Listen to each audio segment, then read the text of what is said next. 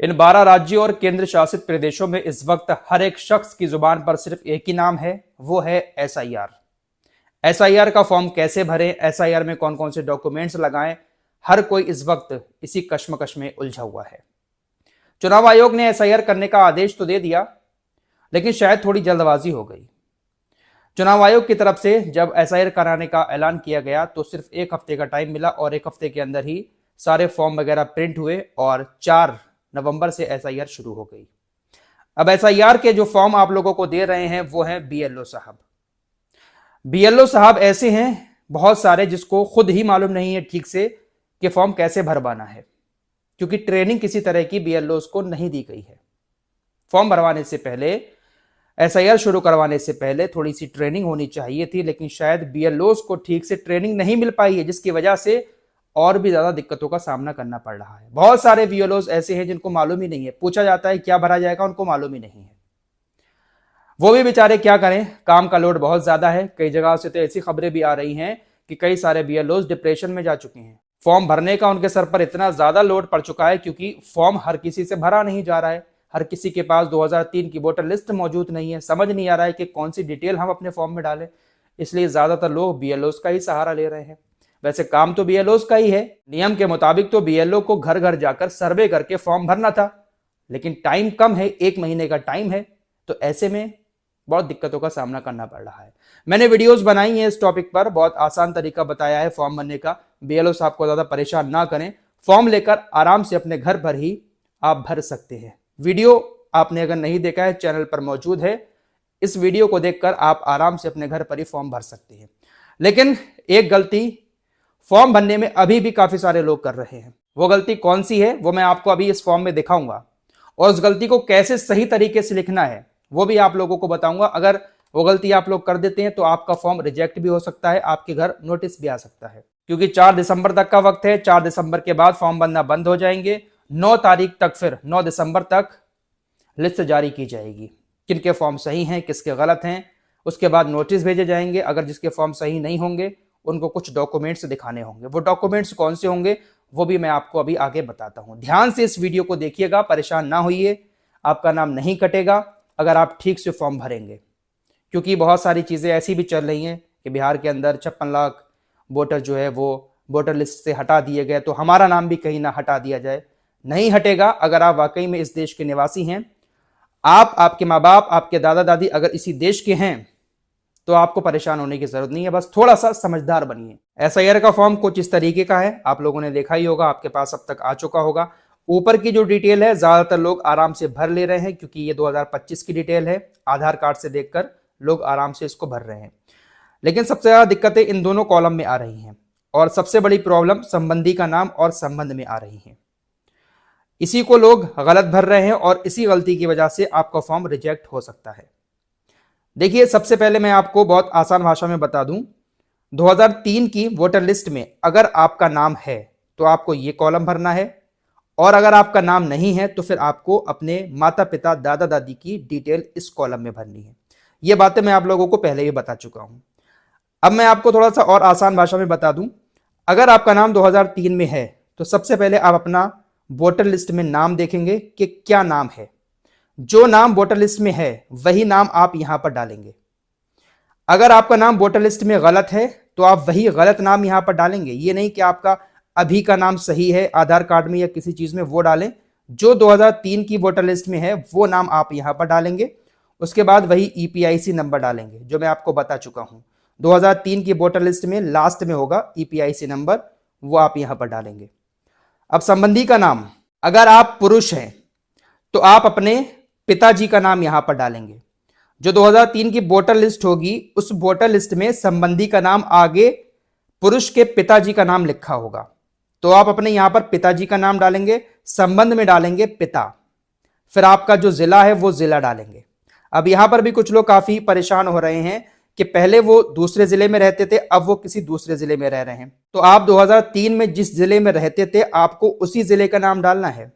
जैसे पहले आप बरेली रहते थे, अब रहते हैं किसी दूसरे जिले में, तो बरेली का ही नाम यहां पर पड़ेगा। राज्य का नाम उत्तर प्रदेश, मध्य प्रदेश, राजस्थान जो भी है वो आप यहां पर डालेंगे। विधानसभा निर्वाचन क्षेत्र का नाम, यहां पर भी आपको 2003 की ही डिटेल डालनी है। आप अब किसी और विधानसभा में पहुंच गए हैं तो अब की डिटेल नहीं डालनी है, बल्कि पुरानी 2003 की ही डालनी है, क्योंकि ये जो कॉलम है ये अब का नहीं है, ये 2003 के कॉलम हैं। यहां पर जो संख्या लिखनी है वो भी 2003 की वोटर लिस्ट से देख के लिखनी है, यहां पर भी, यहां पर भी। यहां पर कोई भी इंफॉर्मेशन अभी डालनी है तो वो 2025 की नहीं डालनी है, 2003 की ही डालनी है, क्योंकि 2025 की इंफॉर्मेशन हमें ऊपर वाले कॉलम में डालनी है। ये कॉलम उनके लिए है जिनका नाम 2003 में है, और ये कॉलम उनके लिए है जिसका नाम 2003 में नहीं है। अगर आपका नाम 2003 में नहीं है, आपके पापा का, आपकी मम्मी का, आपके दादा दादी का अगर नाम है तो आप यहां पर डाल सकते हैं। आप अपने पापा का नाम भी डाल सकते हैं, आप अपनी मम्मी का नाम भी डाल सकते हैं। उनका ईपीआई से नंबर लिखेंगे, संबंधी का नाम। अगर आप अपने पापा का नाम डाल रहे हैं तो आपको अपने दादाजी का नाम लिखना है। अगर आप अपनी मम्मी का नाम डाल रहे हैं और उनका वोट 2003 में आपके पापा के साथ मिलकर बना हुआ है तो आप अपने पापा का नाम यहां पर डालेंगे। संबंध में यहां पर लिख देंगे पति, अगर मम्मी का नाम डाल रहे हैं, और अगर पापा का नाम डाल रहे हैं तो यहां पर पिता लिख देंगे, क्योंकि यहां पर दादाजी का नाम लिखा जाएगा संबंधी का नाम में। जिला वही 2003 वाला डालना है, राज्य का नाम भी जो 2003 में था वही डालना है, विधानसभा निर्वाचन क्षेत्र का नाम भी 2003 वाला डालना है। तो इस कॉलम को बहुत ध्यान से भरें, संबंधी का नाम और संबंध, यहीं पर लोग ज्यादा परेशान हो रहे हैं। अब जो शादीशुदा महिलाएं हैं उनको क्या करना है, अगर 2003 में आपका वोट है तो आप अपना नाम यहां पर लिखेंगी, ईपीआईसी नंबर, संबंधी के नाम में आप अपने हस्बैंड का नाम लिखें, संबंध यहां पर पति लिखें। और 2003 में जिन महिलाओं का नाम नहीं है वो अपने माता पिता की डिटेल यहां पर भरेंगी। उनकी शादी हो गई है, ससुराल में है, तो अपने माता पिता की डिटेल यहां पर भरेंगी। यह बात ध्यान रखनी होगी कि इन दोनों कॉलमों को सिर्फ और सिर्फ 2003 की लिस्ट से ही भरना है, 2025 की डिटेल आपको नहीं डालनी है। जैसा नाम उसमें है वही नाम डालना है, चाहे गलत हो चाहे सही हो। तो मैंने जो बात समझाई है इसको आप अच्छे से समझ गए होंगे, ये गलती आप बिल्कुल भी ना करें। अब एक और परेशानी बहुत सारे लोगों को हो रही है कि उनके ना तो माँ बाप का नाम है ना ही दादा दादी का नाम है 2002 और 2003 के एसआईआर में। अब उनको समझ नहीं आ रहा है कि हम कैसे इस कॉलम को भरें, नीचे वाले दोनों कॉलम, पहला वाला भरें या दूसरा वाला भरें, जब नाम ही नहीं है 2003 की लिस्ट में। तो देखिए, ऐसी सिचुएशन में आपको नीचे वाले दोनों कॉलम छोड़ देना है, सिर्फ आपको अपनी अब की डिटेल ऊपर वाले कॉलम में भरनी है, नीचे वाले दोनों कॉलम छोड़ देना है और बीएलओ साहब को ऐसे ही फॉर्म दे देना है। अगर आपके बीएलओ आपसे किसी तरह का कोई डॉक्यूमेंट मांगते हैं तो आप उनको दिखा दें, वैसे देने की जरूरत नहीं है।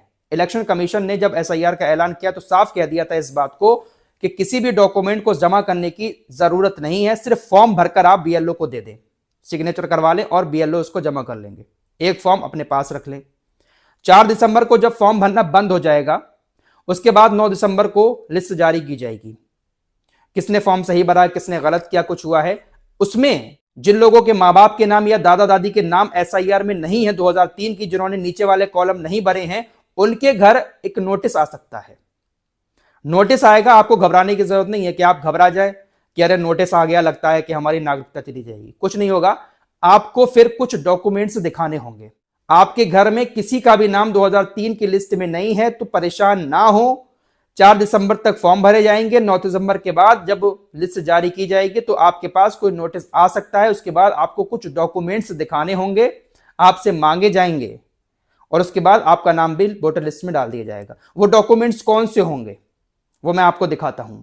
अगर आपका जन्म 1 जुलाई 1987 से पहले हुआ है और आपका नाम 2003 की वोटर लिस्ट में नहीं है तो आपको 11 डॉक्यूमेंट्स दिखाने होंगे। इन 11 डॉक्यूमेंट्स में से कोई भी डॉक्यूमेंट्स आप दिखा सकते हैं। वो 11 डॉक्यूमेंट्स कौन कौन से हैं? जन्म प्रमाण पत्र, पासपोर्ट, जाति प्रमाण पत्र, मूल निवास प्रमाण पत्र, परिवार रजिस्टर्ड की नकल, वन अधिकार प्रमाण पत्र, 10वीं या कोई और पढ़ाई का सर्टिफिकेट, सरकार की तरफ से दी गई जमीन या मकान के कागजात, गांव वगैरह में जो पट्टे की जमीन मिलती है ना, सरकार देती है, उसका कोई कागजात आपके पास है तब भी आपका काम हो जाएगा। 1 जुलाई 1987 से पहले का कोई सरकारी आईडी या सर्टिफिकेट, सरकारी नौकरी का पहचान पत्र या पेंशन का कागज, राष्ट्रीय नागरिक रजिस्टर यानी एनआरसी। एनआरसी तो अभी हर जगह लागू हुआ भी नहीं है, एनआरसी का भी कोई डॉक्यूमेंट है वो भी चल जाएगा। या आपको पेंशन मिलती है सरकार की तरफ से, वो भी डॉक्यूमेंट आपको मिल जाएगा। ये किन लोगों के लिए हैं? जिनका जन्म 1 जुलाई 1987 से पहले हुआ है और उनके नाम 2003 की वोटर लिस्ट में नहीं है। उन लोगों को जो मैंने अभी 11 डॉक्यूमेंट्स बताए हैं उसमें से सिर्फ एक डॉक्यूमेंट दिखाना है, उनका काम हो जाएगा। अब दूसरा ऑप्शन सुनिएगा, 1 जुलाई 1987 से 2 दिसंबर 2004 के बीच में जिन लोगों का जन्म हुआ है और उनका नाम 2003 की वोटर लिस्ट में नहीं है, तो उन लोगों को कौन कौन से डॉक्यूमेंट दिखाने हैं? ऐसे लोगों को एक अपना डॉक्यूमेंट दिखाना होगा और एक अपने मां या बाप का डॉक्यूमेंट दिखाना होगा। जो 11 डॉक्यूमेंट्स ऊपर बताए हैं मैंने, इनमें से एक अपना और एक अपने माता पिता का। अब तीसरा पॉइंट आता है उन लोगों के लिए जिनका जन्म 2 दिसंबर 2004 के बाद हुआ है, तो नाम तो 2003 की लिस्ट में नहीं होगा। अगर मां बाप का नाम भी नहीं है, दादा दादी का नाम भी नहीं है लिस्ट में, तो ऐसे लोगों को जिनका जन्म 2004 के बाद हुआ है, उनको एक डॉक्यूमेंट अपना दिखाना पड़ेगा, एक डॉक्यूमेंट अपने मां का और एक डॉक्यूमेंट अपने पापा का। 2 दिसंबर 2004 तक जिसका जन्म हुआ है उसको सिर्फ मां बाप में से एक का दिखाना होगा। 2 दिसंबर 2004 के बाद अब किसी का भी जन्म हुआ है उसको अपने मां बाप दोनों का एक एक सर्टिफिकेट दिखाना होगा, कोई भी डॉक्यूमेंट, और एक अपना दिखाना होगा। तो हम सभी के पास ये जो 11 डॉक्यूमेंट बताए हैं इसमें से कोई ना कोई डॉक्यूमेंट तो जरूर होगा अगर हम इस देश के नागरिक हैं। तो ज्यादा परेशान होने की जरूरत नहीं है। अगर आपके नीचे के दोनों कॉलम रह भी जाते हैं तो आप घबराएं ना, परेशान ना हो, आपका वोट नहीं कटेगा, आप अगर ठीक से समझदारी से काम लेंगे। 2002-2003 की लिस्ट में नाम नहीं है किसी का भी घर में, आप दोनों कॉलम छोड़कर फॉर्म जमा कर दें, लेकिन जमा जरूर करें। फॉर्म जमा नहीं करेंगे तो दिक्कत आएगी, फॉर्म जमा जरूर करें। नोटिस आएगा, डॉक्यूमेंट मांगे जाएंगे, जन्म प्रमाण पत्र दिखा दें, निवास प्रमाण पत्र हो, जाति प्रमाण पत्र हो, पासपोर्ट हो, पेंशन के कागज हो, जमीन जो सरकार देती है, मकान देती है, उसके कोई कागज हो, एक कागज दिखा दें, काम चल जाएगा। उम्मीद करता हूं जो चीजें मैंने आपको बताई हैं आपको अच्छे से समझ में आई होंगी। अभी भी कोई डाउट है कमेंट बॉक्स में आप पूछ सकते हैं। एक नई वीडियो के साथ फिर हाजिर होऊंगा। अपना ख्याल रखिएगा। अल्लाह हाफिज।